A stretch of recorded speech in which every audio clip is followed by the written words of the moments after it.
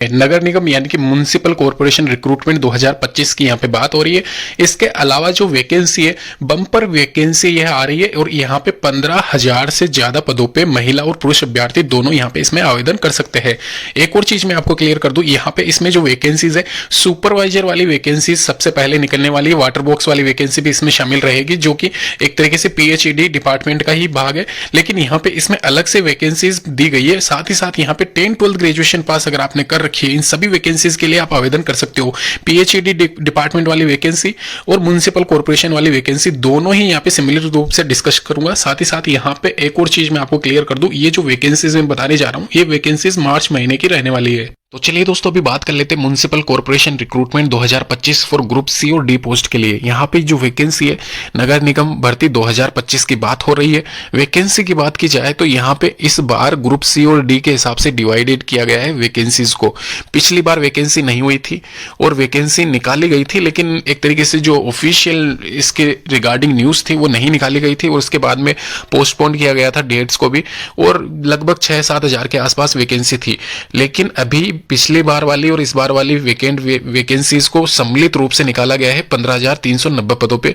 तो ये आपके लिए एक तरीके से अच्छी न्यूज है। और क्वालिफिकेशन की बात की जाए तो वो भी मैं आपको मेंशन कर देता हूं, क्या इसमें पोस्ट निकाली गई है वो सबसे पहले देखना जरूरी है। ऑफिस अटेंडेंट, दोस्तों ये अभी फिलहाल यहाँ पे नया वर्ड आपके लिए रहेगा।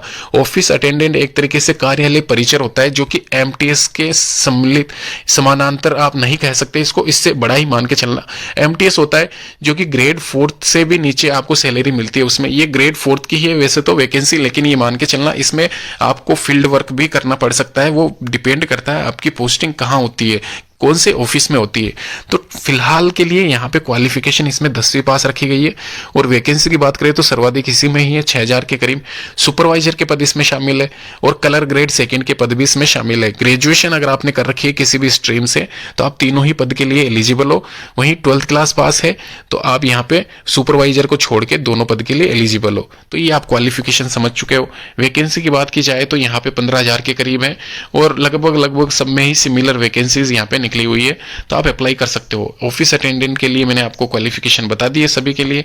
अभी एक चीज और मैं क्लियर कर देता हूं, यहाँ पे कैटेगरी आप ध्यान रखना, उसके अकॉर्डिंग आपको छूट है जो कि हर फॉर्म में रहती है। 1/1/2025 तक आप यहाँ पे 40 साल से ज्यादा नहीं होने चाहिए और 18 साल न्यूनतम इसमें रखी गई है। एक सुपरवाइजर पद के लिए आपकी जो आयु सीमा है वो 21 साल रहनी चाहिए। रिगार्डिंग इसके डॉक्यूमेंट्स की लिस्ट मैंने मेंशन कर रखी है और आप अप्लाई कर सकते हो। डेट्स यहाँ पे मैं बता दूं आपको, 17/4/2025, ध्यान रखना 17/4/2025 इसकी लास्ट डेट है। और एग्जामिनेशन टेंटिव है 28/5/2025, यहाँ पे इसकी एग्जाम डेट है। एक चीज यहाँ पे मैं मेंशन करना भूल गया आपको, मैं बताऊं, यहाँ पे आप ऊपर चलो तो यहाँ पे ध्यान रखना दोस्तों, ये जो वैकेंसी है ऑफिस अटेंडेंट वाली, यह वैकेंसी नई है। सुपरवाइजर वाली वैकेंसी 4-5 साल पहले निकली थी, जिसमें पद जो थे 1200 के करीब थे और उसमें जो कट ऑफ थी वो 70 के आसपास थी, 68, 69 जो भी है, 70 के आसपास आप मान के चलना। तो इस वैकेंसी की मैं बात कर रहा हूं, इसमें कट ऑफ बहुत ज्यादा जाने वाली है। तो अगर आप अप्लाई कर रहे हो तो साथ में आप कलर के लिए और ऑफिस अटेंडेंट के लिए भी कर देना। सिंगल पेपर होगा लेकिन तीनों का अलग अलग होगा, ये क्लियर कर दूं मैं आपको पहले ही। सिंगल पेपर रहेगा और उसके आधार पर मेरिट लिस्ट बनेगी और आपका फाइनल सिलेक्शन होगा, लेकिन तीनों ही वैकेंसी के लिए अलग अलग पेपर लिए जाएंगे आपके। तो धन्यवाद दोस्तों, वीडियो अच्छा लगा लाइक शेयर सब्सक्राइब